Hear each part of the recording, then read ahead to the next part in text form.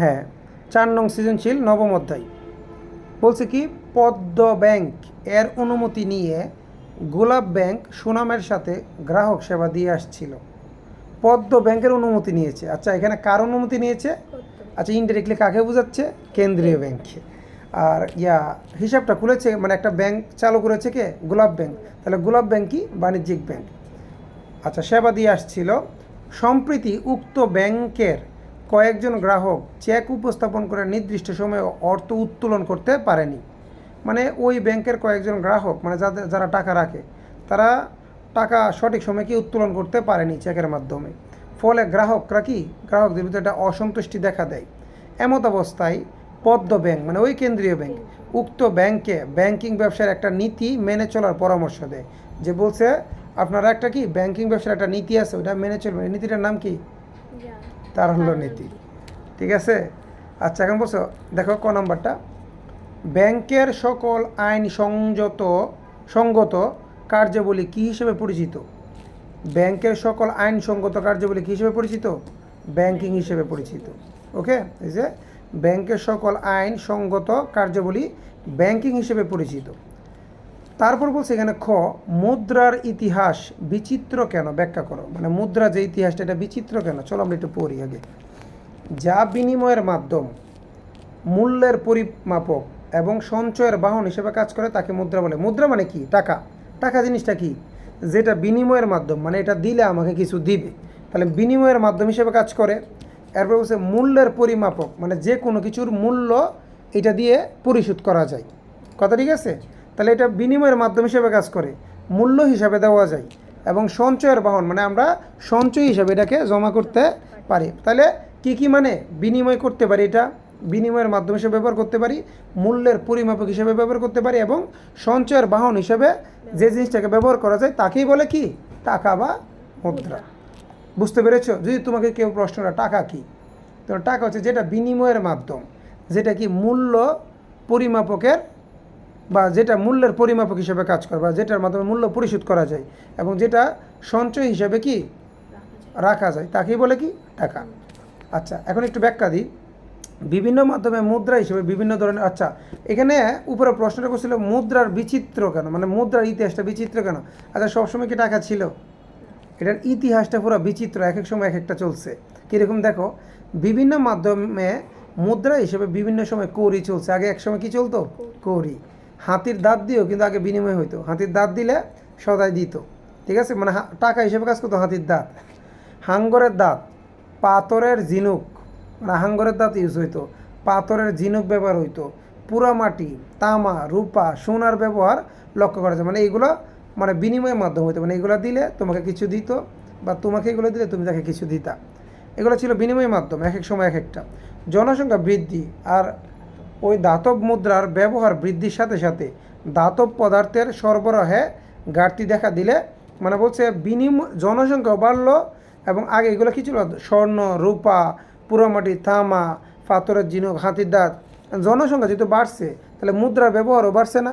আর জনসংখ্যা বাড়তেছে, ওই জিনিসগুলো কি বাড়ে? স্বর্ণ, হাতির দাঁত, এগুলো কি বাড়ে? তো এগুলোর এখন ঘাটতি দেখা দিচ্ছে। তো এইগুলো ঘাটতি দেখার কারণে তখন সবাই চিন্তা করলো যে হারে জনসংখ্যা বাড়তেছে, এই হারে তো হাতির দাঁত বা করি বা হাঙ্গরের দাঁত এগুলো তো বাড়বে না। তো এত এগুলো পাবো কোত্থেকে? তখন তারা বিকল্প হিসেবে কখন? ঊনবিংশ শতাব্দীতে, কখন? ঊনবিংশ মানে 19 শতকে কাগজি মুদ্রার প্রচলন করে। তখন তারা সবাই চিন্তা করে, পৃথিবীর মানুষ চিন্তা করে কাগজের টাকা বের করছে, যে এটা তো অহরহ ছাপানো যাবে। ঠিক আছে, আর হাতের দাঁত, করি এগুলো তো অহরহ পাওয়া যাবে না, যেভাবে মানুষ বাড়ছে। তখন তারা কাগজের মুদ্রা কী করছে? প্রচলন করছে। কখন? ঊনবিংশ শতাব্দীতে। তাই বলা যায় মুদ্রার ইতিহাসটা কি বিচিত্র, মানে এক এক সময় এক এক রকম ছিল। ওই কাগজের মুদ্রা এখনও চলছে, কিছুদিন পরে দেখবো ইলেকট্রো মানি চলতেছে। ঠিক আছে না? ওই যে বিকাশে, তারপরে ব্যাংকিং মাধ্যমে, মানে টাকা না, জাস্ট অনলাইনে সব কিছু চলছে, অনলাইন ব্যাংকিং চলবে। এরকম হবে না, কাগজি টাকা কিন্তু থাকবে না কিছুদিন পর। আচ্ছা, তারপর কি বলছে দেখো স্যার, উদ্দীপকে পদ্ম কোন ধরনের ব্যাংক? পদ্ম মানে কি? ওই যে যার অনুমতি নিয়ে খুলছে, তাহলে এটা কার ইন্ডিকেট দিচ্ছে? বাংলাদেশ ব্যাংক বা কেন্দ্রীয় ব্যাংক। এই যে উদ্দীপক পদ্ম ব্যাংক হলো কেন্দ্রীয় ব্যাংক। পদ্ম ব্যাংক মানে কি? তাহলে এখন কেন্দ্রীয় ব্যাংক সম্পর্কে কিছু বলবা শেষ। যে কেন্দ্রীয় ব্যাংক আগে একটাতে কিন্তু পড়ে আসছে, আগে একটা সৃজনশীলে। কেন্দ্রীয় ব্যাংক মুদ্রা বাজারের অভিভাবক এবং বাণিজ্যিক ব্যাংকের ব্যাংকার হিসেবে কাজ করে।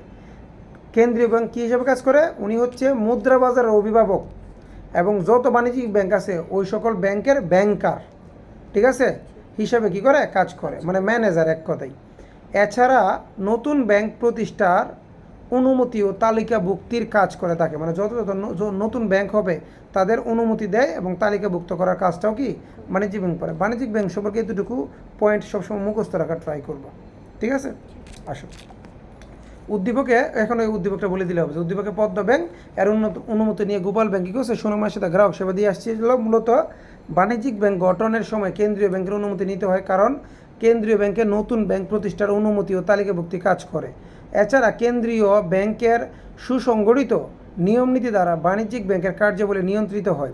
উদ্দীপকে পদ্ম ব্যাংকের কার্যক্রম কেন্দ্রীয় ব্যাংকের সাথে মিলে যায়, তাই বলা যায় পদ্ম ব্যাংক হলো পদ্ম ব্যাংক হলো, এটা ভুল দিছে, এটা হবে কি কেন্দ্রীয় ব্যাংক। তাই বলা যায় পদ্ম ব্যাংক হলো কি কেন্দ্রীয় ব্যাংক, এখানে ভুল, ঠিক আছে, কেটে কেন্দ্রীয় ব্যাংক লিখে দাও। আচ্ছা, তারপর গ নাম্বারটা আমরা দেখি। দেখো গ নাম্বার প্রশ্নটা কি বলছে, পদ্ম ব্যাংক কি বলছে, পদ্ম ব্যাংক কর্তৃক প্রদানকৃত যে নীতিটি গোলাপ ব্যাংকের সুনাম বৃদ্ধিতে সহায়ক, মানে পদ্ম ব্যাংক তাদেরকে বলছেন একটা নীতি মেনে চলার জন্য, ওই নীতিটা কি তারল্য নীতি। তাহলে এইটা কি গোলাপ ব্যাংকের সুনাম বৃদ্ধি করবে নাকি করবে না? করবে। পদ্ম ব্যাংক গোলাপ ব্যাংকে পরামর্শ দিচ্ছে যে আপনার একটা নীতি মেনে চলেন। ওই নীতিটা কি এক কথায় বললে কিন্তু টিচার সন্তুষ্ট হয়ে যাবে, যে পদ্ম ব্যাংক কর্তৃক প্রদানকৃত নীতিটা হলো তারল্য নীতি, যা গোলাপ ব্যাংকে বা গোলাপ ব্যাংক মেনে চললে তাদের সুনাম বৃদ্ধিতে কী হবে, সহায়ক হবে। এখন তারল্য নীতি সম্পর্কে তোমার কিছু বলতে হবে, স্বাভাবিক, যে তারল্য নীতি অনুযায়ী ব্যাংক গ্রাহকদের অর্থ চাহিদা মাত্র ফেরত দেয়। এই কারণে বাণিজ্যিক ব্যাংক সবসময় নির্দিষ্ট পরিমাণ নগদ অর্থ তাদের কাছে সংরক্ষণ করে। গ্রাহকগণ চাওয়া মাত্রই তাদের অর্থ ফেরত দেওয়ার লক্ষ্যই ব্যাংক এটি করে থাকে, মানে গ্রাহকরা চাওয়া মাত্রই যেন তারা এটা কী করতে পারে, ফেরত দিতে পারে। উদ্দীপকে গোলাপ ব্যাংক পদ্ম ব্যাংকের অনুমতি নিয়ে প্রতিষ্ঠিত একটা ব্যাংক। সম্প্রতি গোলাপ ব্যাংকের কয়েকজন গ্রাহক চেক উপস্থাপন করে নির্দিষ্ট সময়ে অর্থ উত্তোলন করতে পারেনি, ফলে গ্রাহক কি অসন্তুষ্টি দেখা দেয়। এমত অবস্থায় পদ্ম ব্যাংক কাকে বলছে, ওই গোলাপ ব্যাংকে বলছে একটা নীতি মেনে চলতে। ওই নীতিটার নাম কি, তারল্য নীতি। তারল্য নীতি অনুসারে কোনো ব্যাংক পর্যাপ্ত পরিমাণে তারল্য সংরক্ষণ করে অবশিষ্ট অর্থ ঋণ দান করে, মানে কিছু, মানে যখন তারা আমানত গ্রহণ করে কিছু আমানত তাদের কাছে রেখে বাকিটা তারা ঋণ হিসেবে বিনিয়োগ করবে। এর ফলে গ্রাহক চেক উপস্থাপনের সাথে সাথে ব্যাংক থেকে যেন টাকা তুলতে পারে, যার ফলে ব্যাংকের উপর গ্রাহক সন্তুষ্টি বজায় থাকে, একই সাথে ব্যাংকের সুনামও বৃদ্ধি পায়। তাই বলা যায় পদ্ম ব্যাংক কর্তৃক প্রদানকৃত তারল্য নীতি গোলাপ ব্যাংক কঠোরভাবে অনুসরণ করলে ব্যাংকটি গ্রাহকের অর্থ চাহিদা মাত্র পরিশোধ করতে পারবে এবং ব্যাংকটির সুনাম কী হবে, বৃদ্ধি পাবে। এখন আমাকে একবার এইটাই বলতে হবে হবু, নাকি নিজের মতো গুছিয়ে বলা যাবে? খালি তারল্য নীতিটা সম্পর্কে একটু সুন্দরভাবে বলতে হবে, ওগুলো হাইলাইট করে রাখবা, ঠিক আছে। আশা করি এই সৃজনশীলটা বুঝতে পেরেছো।